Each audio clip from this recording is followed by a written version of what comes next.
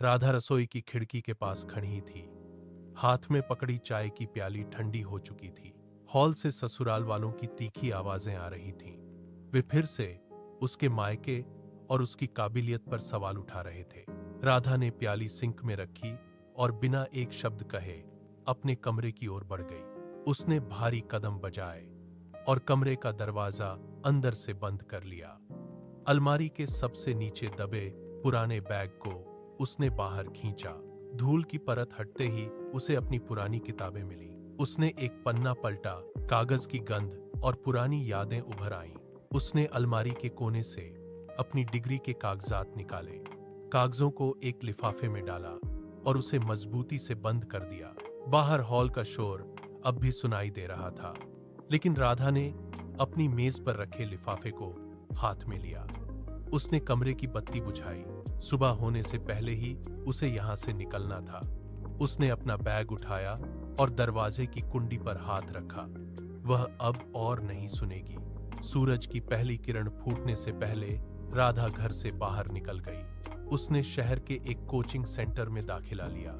जब वह घर लौटी तो पति ने दरवाजे पर ही उसका रास्ता रोक लिया।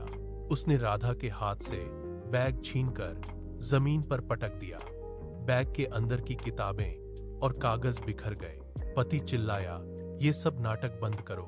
राधा झुकी, जमीन से अपना बैग उठाया और बिना एक शब्द बोले अपने कमरे में चली गई। अगले कुछ हफ्तों तक दिन में घर का सारा काम निपटाने के बाद रात को मोमबत्ती की रोशनी में उसकी पढ़ाई चलती रही।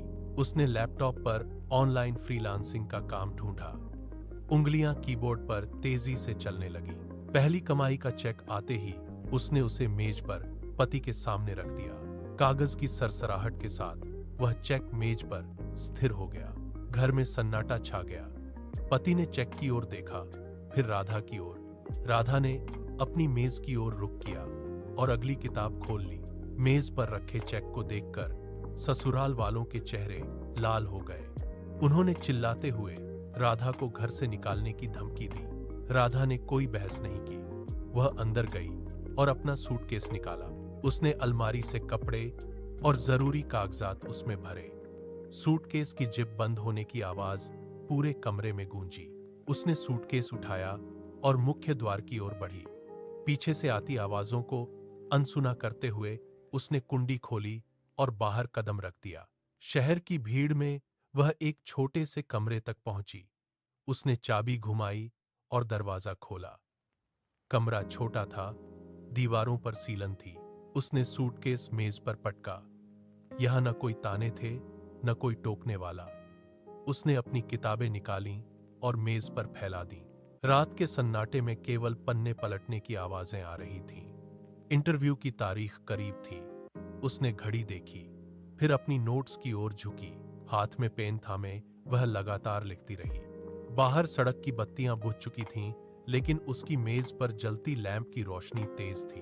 इंटरव्यू की सुबह राधा बड़ी कंपनी के दफ्तर के बाहर खड़ी थी। तभी एक जानी पहचानी आवाज उसके पीछे से आई। उसका पति वहां खड़ा था।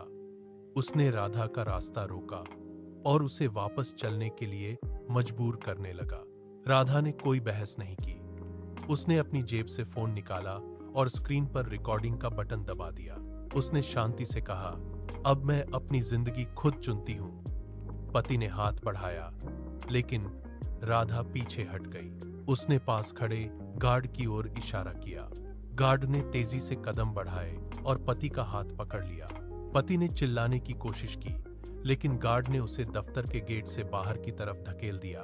राधा ने एक पल के लिए भी अपनी नजरें नहीं हटाईं। जैसे ही पति का साया गेट से बाहर गया, उसने फोन की रिकॉर्डिंग बंद की और उसे सुरक्षित फोल्डर में डाल दिया। उसने अपनी फाइलें ठीक की, एक गहरी सांस ली और दफ्तर के मुख्य द्वार की ओर बढ़ गई। पीछे मुड़कर उसने एक बार भी नहीं देखा। कांच के दरवाजे उसके सामने खुले और वह अंदर दाखिल हो गई। जिन्यान हो ऊथाई दंगवांग जुजाओ जाए चोंगसिन। राधा मंच के बीच खड़ी है। उसके हाथ में माइक है। नीचे बैठी भीड़ की ओर देखते हुए उसने अपनी सफलता की कहानी शुरू की। उसने कोई शिकायत नहीं की, न ही कोई पुरानी कड़वाहट दोहराई। उसने बस मेहनत के उन घंटों का जिक्र किया जब उसने पहली बार कमरे का दरवाजा बंद करके अपनी पुरानी किताबें निकाली थीं। तालियों की गड़गड़ाहट से पूरा हॉल गूंज उठा। राधा ने मुस्कुराते हुए अपना हाथ आगे बढ़ाया। उसने अपनी डिग्री का फ्रेम हवा में ऊपर उठाया। लकड़ी के फ्रेम की चमक लाइट में साफ दिख रही थी। उसने साबित कर दिया था कि टूटना अंत नहीं, बल्कि एक नई शुरुआत है। वह मंच से नीचे उतरी। उसके कदम स्थिर थे। उसने पीछे मुड़कर नहीं देखा।